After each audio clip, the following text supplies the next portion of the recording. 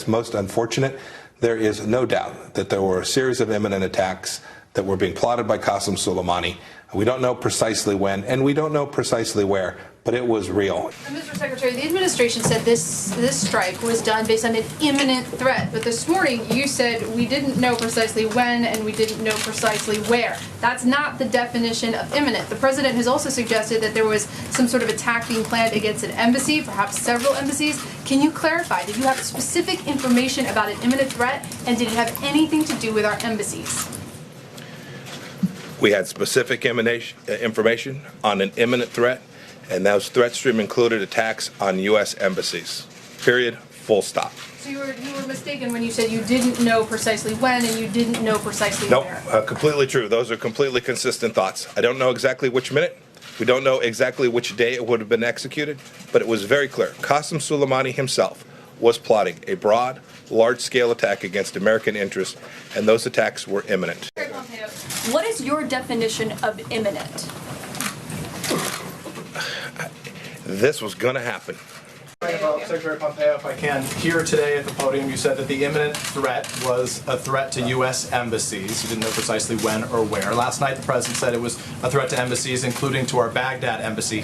Why can you say that here and the president could say it at a rally in Toledo, but no one said it to lawmakers behind closed doors in a classified setting, as multiple senators have since said?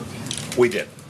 You said so the senators are lying when they say that we told them about the imminent threat. All of the intelligence that we've briefed, that you've heard today, I assure you, in an unclassified setting, we provide in the classified setting as well. To be clear, you told them that embassies were to be targeted. That was the imminent threat. I'm not going to talk about the details of what we shared in the classified setting, but make no mistake about it. Those leaders, those members of Congress who want to go access this same intelligence can see that very same intelligence that will reflect what I described to you and what the president said last night. The only logical conclusion that I could come to after watching Mike Pompeo talk out of both sides of his mouth is that he doesn't actually know what the word imminent means. I mean, it's either that or he's lying, and there's no possible way that the Secretary of State would...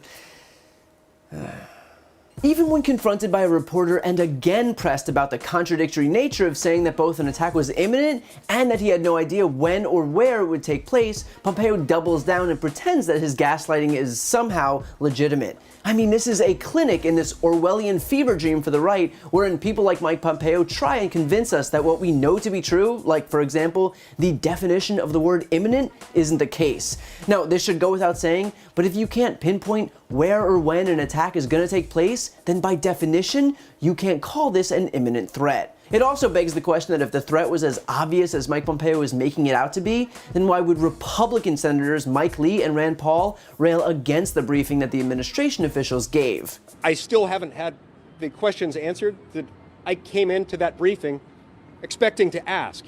They left after 75 minutes. Now, I understand these are busy people. They've got a lot of demands on their time.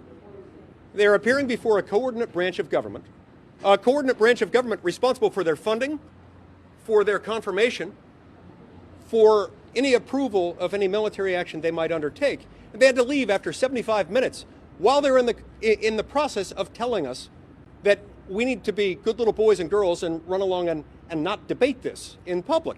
I find that absolutely insane. I think it's unacceptable. And so I don't know what they had in mind. I went in there hoping to get more specifics as far as the factual, legal, moral justification for what they did. I'm still undecided on that issue, in part because we never got to the details. Every time we got close, they'd say, well, we can't discuss that here because it's really sensitive. We're in a skiff. We're in a secure underground bunker where all electronic devices have to be checked at the door, and they still refuse to tell us. I find that really upsetting.